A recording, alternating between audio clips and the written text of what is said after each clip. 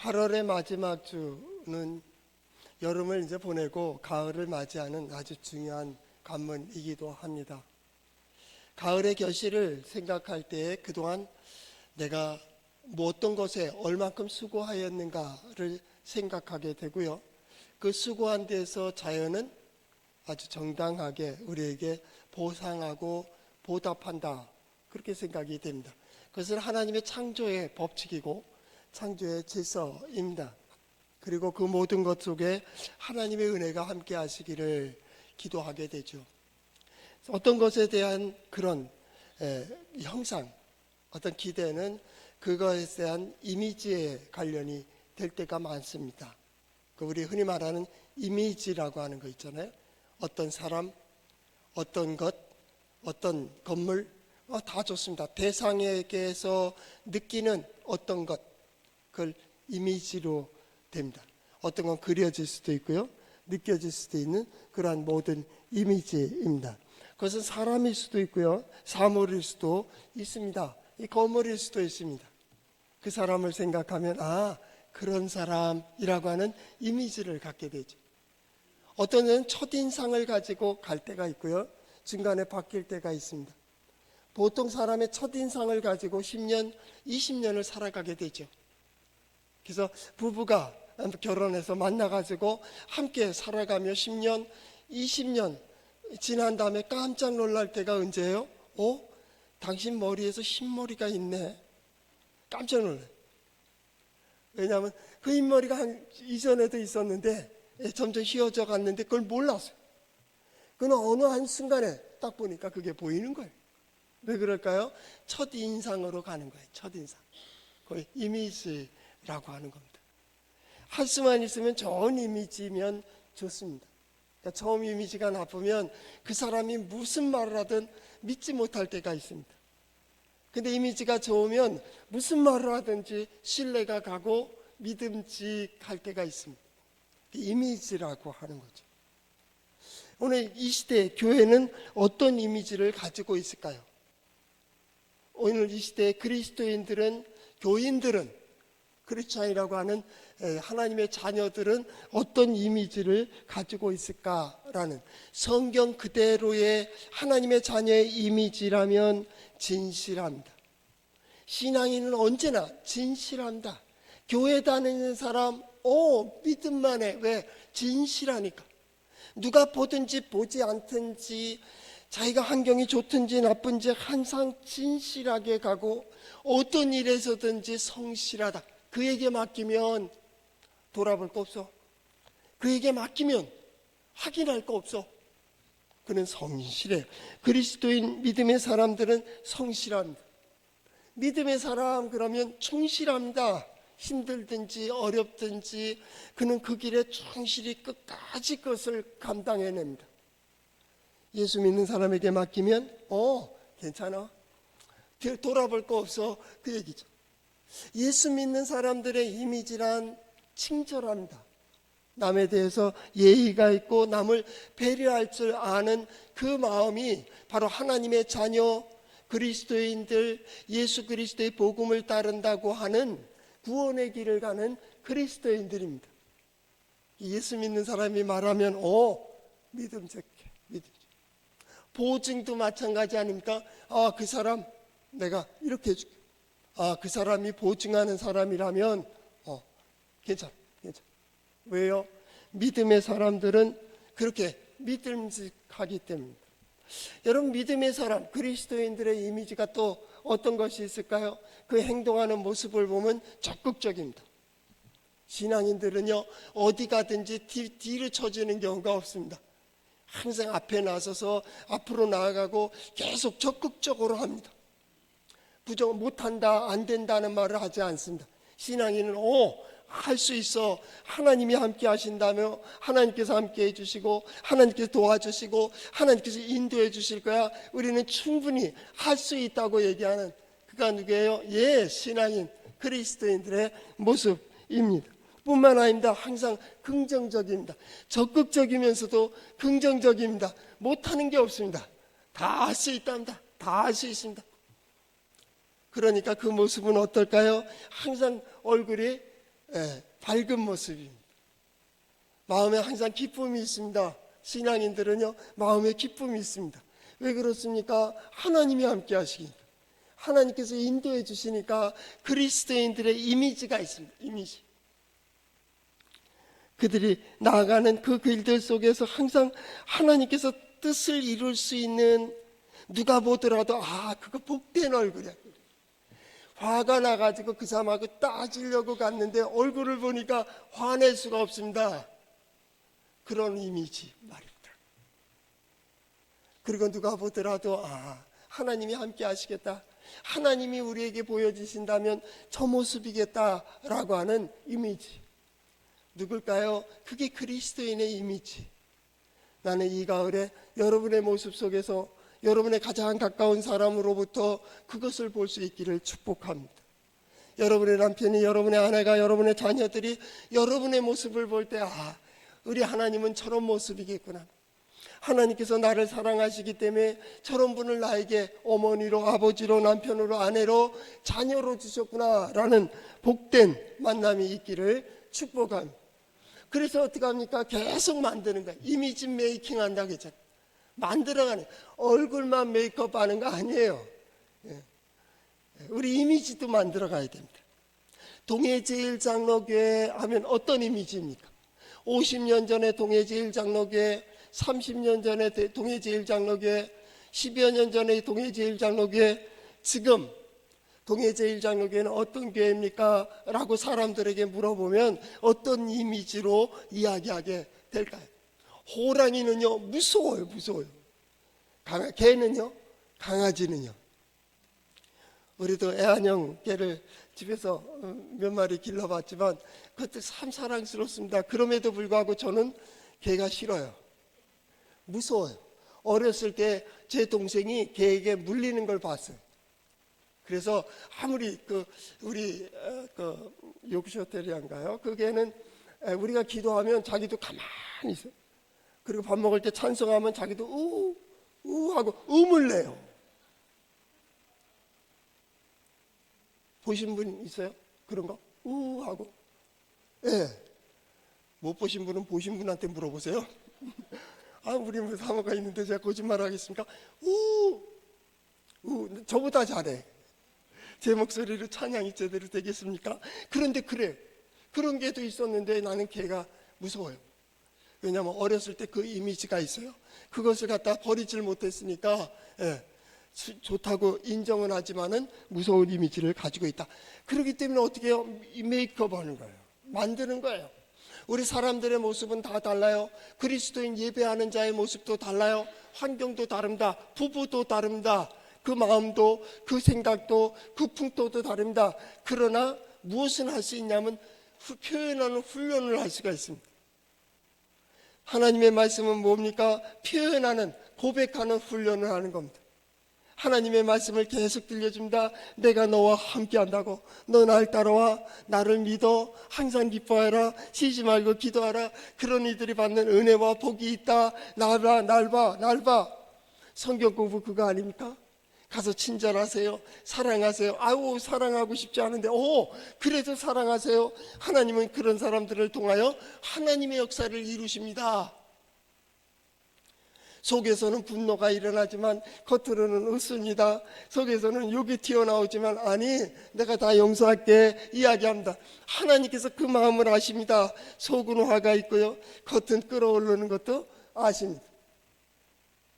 그럼에도 불구하고 그러한 수고와 노력을 하는 모습을 보며 내가 너를 위로해 줄게. 내가 너에게 복을 줄게. 복 받을 만하다.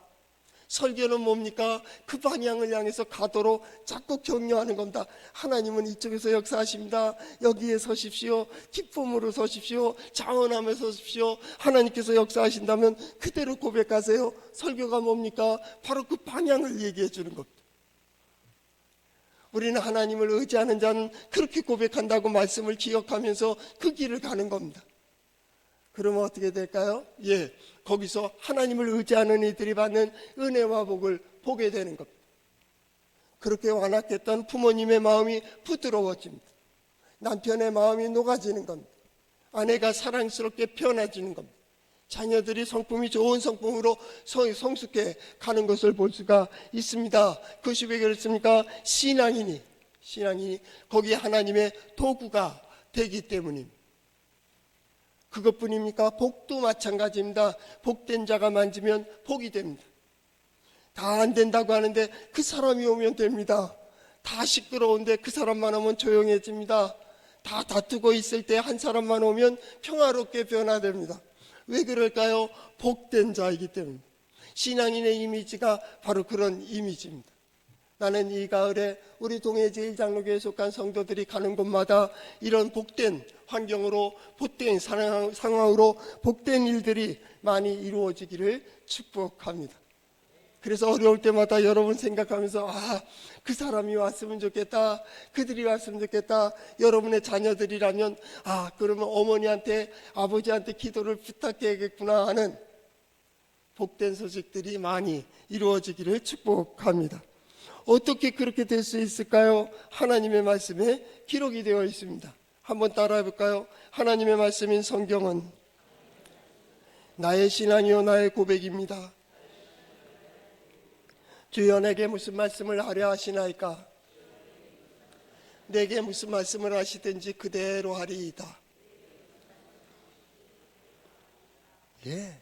하나님의 말씀을 따라갈 때에는 이해가 되든지 되지 않든지 하나님은 열어놓은 길을 열어놓으셨고 하나님의 사람들을 통하여 그 열린 문을 향하여 가도록 계속 말씀을 들려주는 겁니다. 설교가 뭐라고요? 하나님의 역사의 방향을 얘기하는 겁니다. 선지자가 무엇입니까? 그 길을 걸어가는 자들에 대해서 얘기하는 겁니다. 마찬가지입니다. 하나님은 이렇게 역사하십니다. 지금 이런 때입니다. 우리가 이렇게 서기만 한다면 하나님의 귀하게 쓰임받는 도구가 될 것입니다 라는 겁니다. 신앙은 거기에 대한 싸움입니다. 신앙생활은 항상 되지도 않은 자기와 된 줄로 착각하는 사람들, 자기와의 다툼이 시작이 됩니다. 나는 이해가 되지 않기 때문에 하지 않겠다는 겁니다. 그래서 보질 못합니다. 나는 능력 없기 때문에 못한다는 겁니다. 그래서 있는 것까지 빼앗깁니다. 그래서 모르면 당하게 되어 있어요. 믿음의 사람들은 하나님이 만든 세상을 잘 알아야 된다. 세상도 잘 알고 자연도 잘 알고 땅도 잘 알고 하늘의 이치도 잘 알아야 된다. 하나님은 그걸 통하여 역사하시기 때문입니다.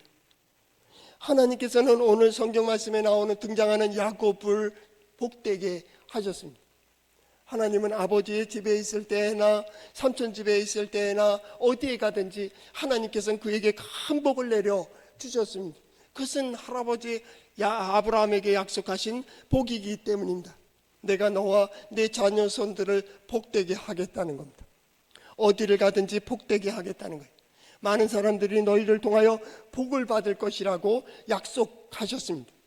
아브라함에게만 약속하신 겁니까? 하나님의 뜻을 따르는 모든 성도들에게 하나님은 이 약속을 적용하고 계십니다. 왜냐하면 그 믿음의 사람들은 창조주 하나님의 세워주시는 곳에서 하나님께서 주신 역할을 감당하고 있기 때문입니다. 그 마음으로 그것을 감당하는 겁니다. 내가 아버지면 아버지, 어머니면 어머니, 남편이면 남편, 아내면 아내로서의 역할을 충실히 감당해야 됩니다.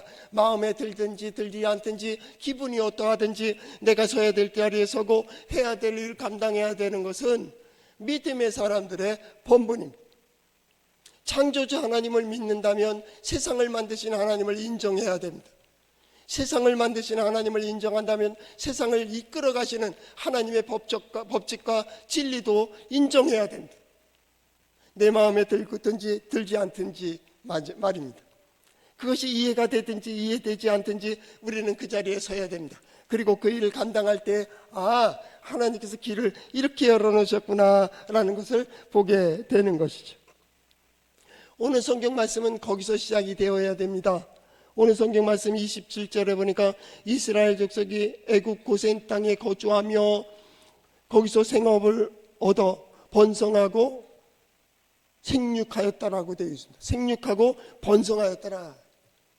고센 땅인 애굽 고센 땅에 이스라엘 족속들이, 이스라엘이 누굽니까? 야곱과 그의 가족입니다. 야곱이 계명이 돼가지고 이스라엘이 되지 않았습니까?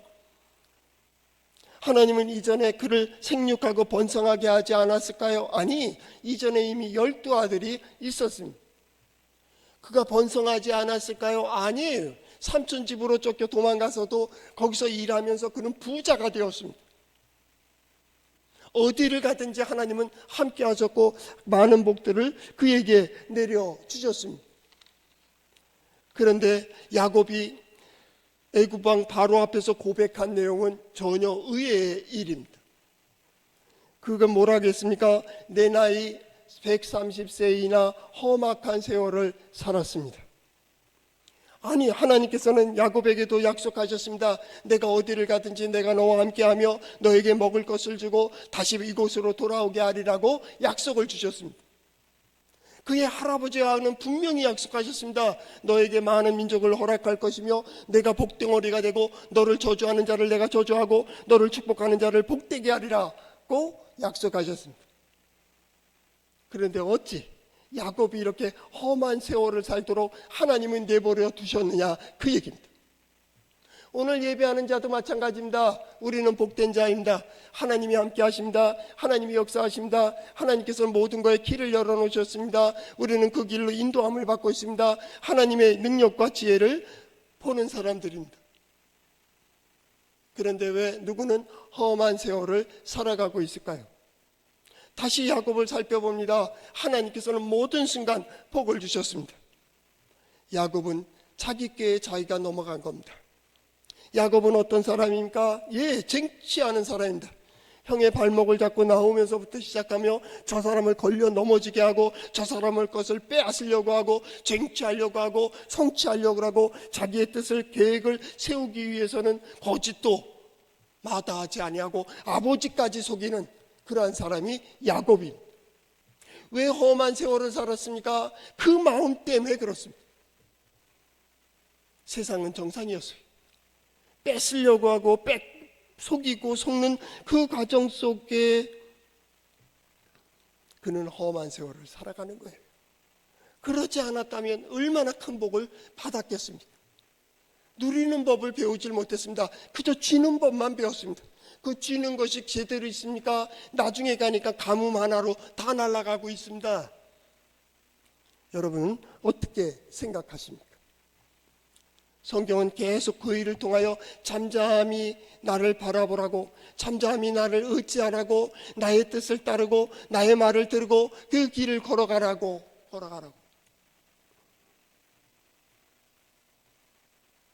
그런데 이제 애굽 고센 땅에서 하나님은 큰 복을 누리게 하십니다.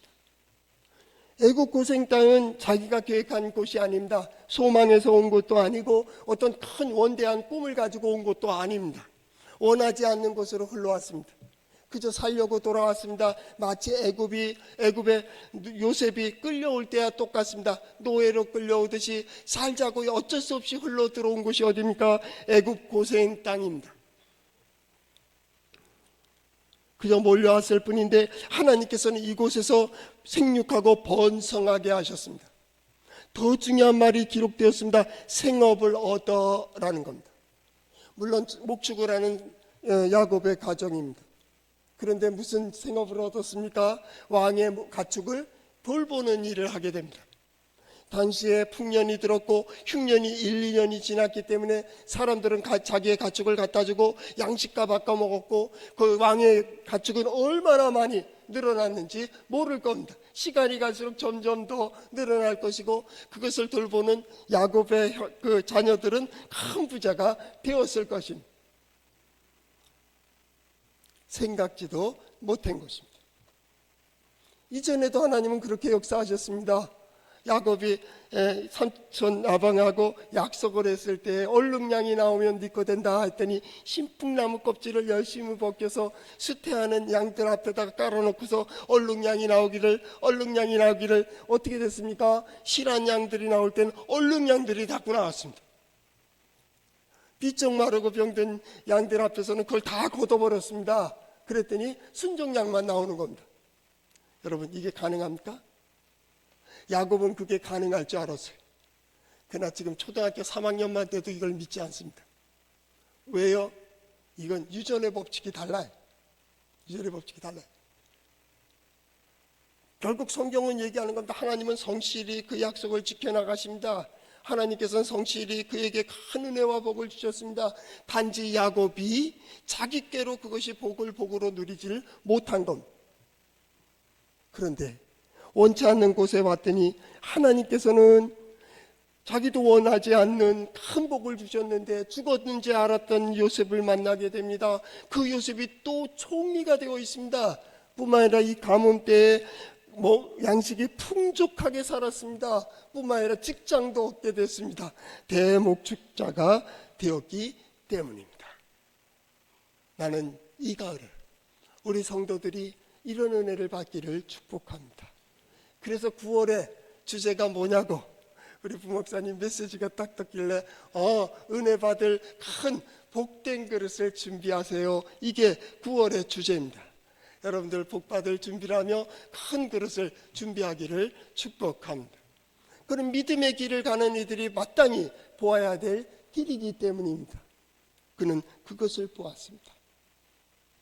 두 번째로 중요한 일이 있습니다. 이스라엘이 죽을 날이 가까우매라는 말입니다. 이스라엘이 죽을 날이 가까이 오매. 이게 147세? 네, 147세 되는 때입니다. 노인병이 걸린 겁니다. 이제 골골하고 죽을 날이 가까워진 거죠. 그러니까 정리를 해야 되는 거예요. 정리를 할 때 뭐라 했습니까? 그의 아들 요셉을 불러 그에게 말을 합니다. 여러 아들들이 있습니다. 그 중에서 누구요? 요셉을 불렀습니다. 왜 그 여러 아들 중에 요셉을 불렀을까요? 그가 총리이기 때문에요? 그가 부자이기 때문에요? 그가 능력이 있기 때문에요? 예, 그럴 수도 있습니다. 그러나 그렇게 말하고 있다면 아직도 삼촌 집에 있는 야곱과 여러분은 똑같은 사람입니다. 가졌기 때문이 아니에요. 노년을 147세에 자기가 하는 유언을 누구에게 하겠어요? 믿을 만한 아들입니다. 요셉에게 말합니다. 아직 죽지 않았습니다. 그들에게 말합니다. 오늘 나 같은 변호사에게 이야기하겠죠. 얘야 내게는 이런 것들이 있는데 이것을 이렇게 하고 이렇게 하라 하고 얘기할 때에는 믿음직한 아들이 있는 거예요. 바꿔 말한다면 그 열 아들에 대해서는 믿을 수가 없는 거예요. 성경에 보면 38장 이렇게 이어보면 유다에 대한 역사가 나옵니다. 요셉에 대해서 나오다가 갑자기 한 장을 할애해서 유다에 대한 역사가 나오고 바로 요셉의 역사가 시작이 됩니다. 유다의 역사에 보면 그 집안이 엉망이 됩니다. 깨집니다. 망가집니다. 없어집니다. 부끄러움을 당합니다. 왜 그렇습니까? 그들에게 복을 주지 않아서요? 아닙니다. 하나님은 아브라함의 하나님은 야곱에게도 복을 주시고요, 에서에게도 복을 주셨어요. 그래서 에서의 복을 살펴보면요, 에서도 큰 부자가 됩니다. 그리고 12방백이 나옵니다. 야곱 족속 이스라엘보다 더 먼저 왕들이 나옵니다. 왜요? 그들은 정착하며 그 복을 받아 누리고 있었어요. 야곱은 그러질 못하는 거예요. 왜? 자기 성격 때문에 아버지 집에서도 형을 속이고 아버지를 속여서 도망가듯이 어디로 가요? 삼촌 집으로 가잖아요. 삼촌 집에 가서 큰 부자가 됩니다. 거기서 나올 때 어떻게 합니까? 아내들 데리고 자식들 데리고 이 재물을, 자기 재산을 가지고 도망치듯이 나옵니다. 그리고 베델로 올라가야 될 야곱이 세겜에 머뭅니다. 왜요? 세겜 살만하거든요. 상업의 도시고 동서남북으로 길이 뚫려 있고 거기서 더불어 살려고 세겜 도시로도 못 들어가고 고편당 옆집에 살게 됩니다. 그러다가 딸이 강간을 당합니다. 아들이 약속을 파기하는 자가 됩니다. 살인자로 변합니다. 세겜 사람들이 무서워서 급하게 베델로 올라 도망갑니다. 도망가는 인생입니다. 도망가지 않아도 되는데 도망가고 쫓기지 않아도 되는데 쫓기는 인생이 이제 와서 보는 겁니다. 누가 복된가? 누가 복된가? 하나님은 구원의 역사를 요셉을 통해서 이루어가고 계심을 볼 수가 있습니다. 왜냐하면 요셉에게 말합니다. 우리가 이 땅에서 반드시 다시 돌아가게 될 것이다.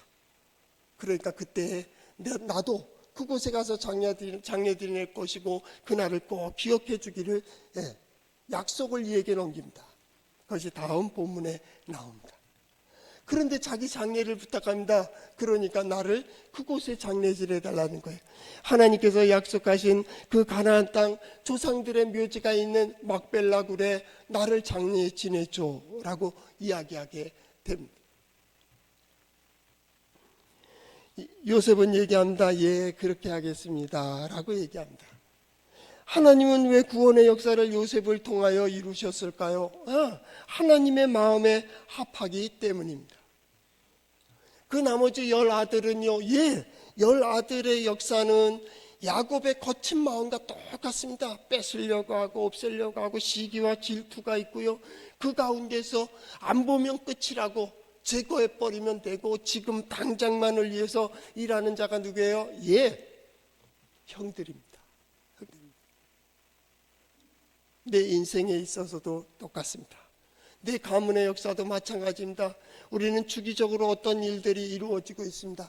주기적으로 문이 열리는 일들이 벌어지는 사람도 있지만 주기적으로 문이 닫히는 사람도 있습니다.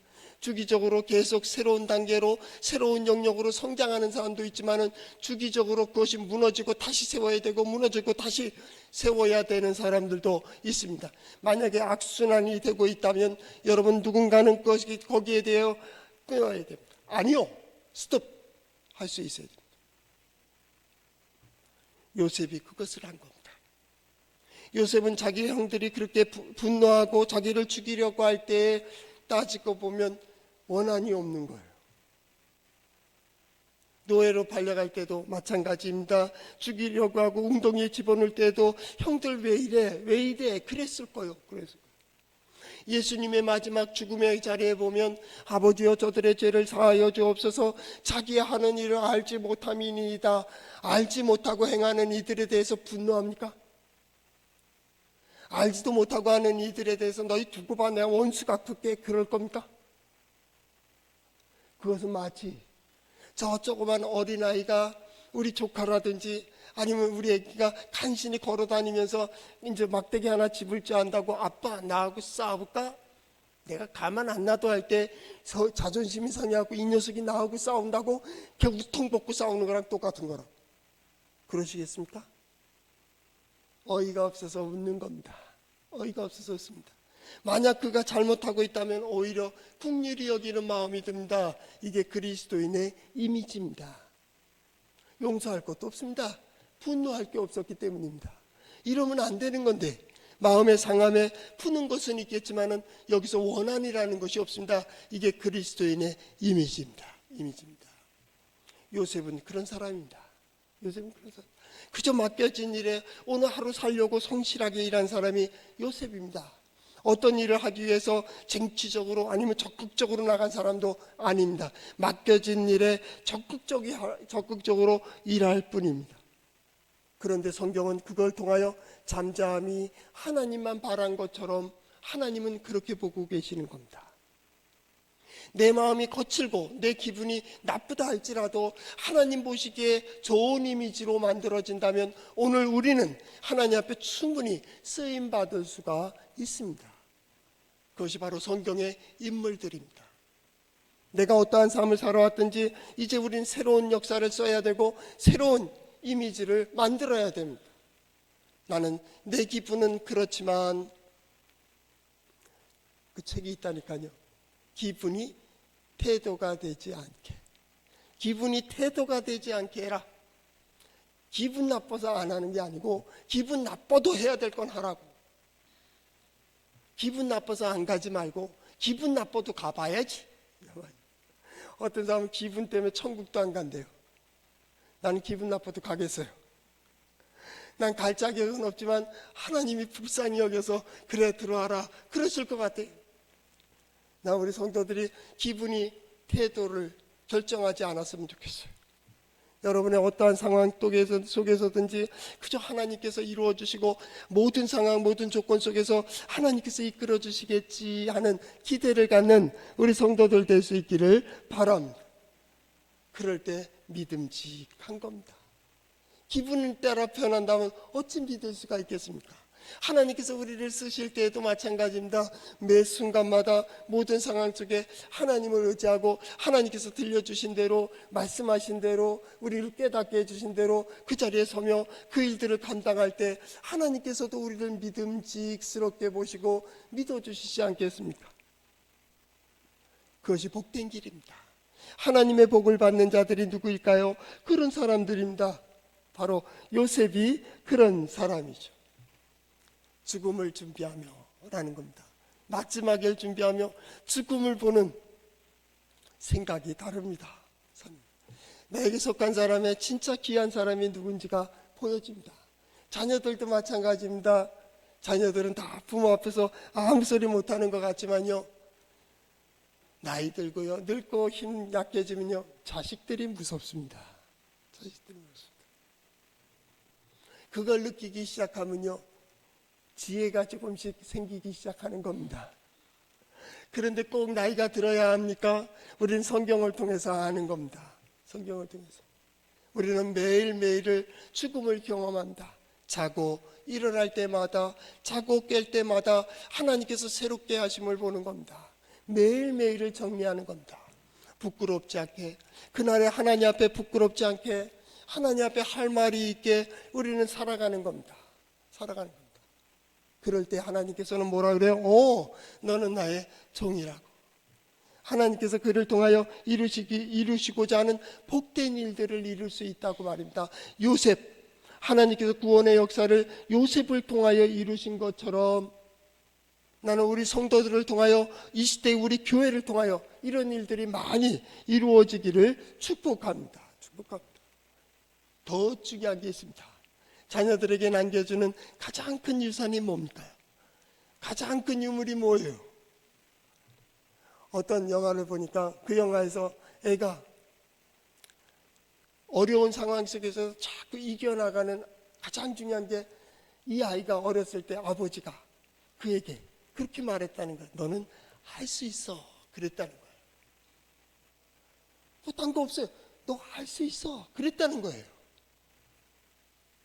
그래서 그거 하나 기억하고 그걸 딛고 일어나는 거예요. 이게 실제로 있었던 일들이에요. 마찬가지입니다. 우리가 자녀들에게 물려줄 가장 귀한 유산이 뭘까요? 동해제일장로교회가 다음 세대에 물려줘야 될 것이 과연 무엇일까요? 좋은 전통과 좋은 역사 말입니다. 오늘 성경 말씀에 보니까 하나님의 말씀에 대한 철저한 신앙을 가지고 있었어요. 그것은 야곱이 그 믿음에 대한 분명한 소망을 가지고 있었기에 그는 뭐라 합니까? 나를 그 약속의 땅 조상의 묘실에 나를 묻어달라고. 우리가 다음에 살펴보게 되겠지만 하나님께서 내게 약속을 주셨다고, 가나안 땅을 너희에게 주리라 하는 약속을 48장에 보면 그 말씀이 나와요. 그걸 누구한테 물려줘요? 요셉에게 줍니다. 신앙의 전통이요, 아브라함, 이삭, 야곱 그리고 요셉에게로 가요. 하나님의 약속을 들은 것을 누구에게 전해줘요? 요셉에게 던져줘요. 48장에 보면 요셉의 아들이 둘이 있어요. 두 아들을 갖다 야곱이 나의 아들로 삼겠다. 그래서 두 지파를 만들어 므낫세와 에브라임 지파입니다. 10아들이요 거기에 대해서 부정하지 못해요. 그래서 나중에 400여 년 지난 다음에 이스라엘이 가나안 땅을 나눌 때요 그 지파를 므낫세와 에브라임 지파로 줘요. 요셉에게 두 지파를 두 몫을 준 거예요. 그럼 기억나는 거 있습니까? 누가 두 몫을 받아요? 장자입니다. 장자입니다. 처자들은 다 한 몫을 받습니다. 근데 장자는 두 몫을 받아요. 두 몫을. 나는 그랬으면 좋겠어요. 우리 동해제일장로교회가 이 시대에 많은 교회들이 있으니까 다 똑같아요. 그러나 동해제장로교의 그 모습과 신앙 고백이 아름다워서 하나님께서 장자의 몫인 두 몫을 주시기를 축복합니다. 그것도 우리 성도들도 마찬가지입니다. 많은 신앙인들이 있습니다. 많은 예배자들이 있습니다. 그러나 그 많은 예배자들 중에 우리 성도들이 두 몫의 복을 받는 축복이 있기를 바랍니다. 예, 하나님을 제한하지 마세요. 그리고 기대하세요.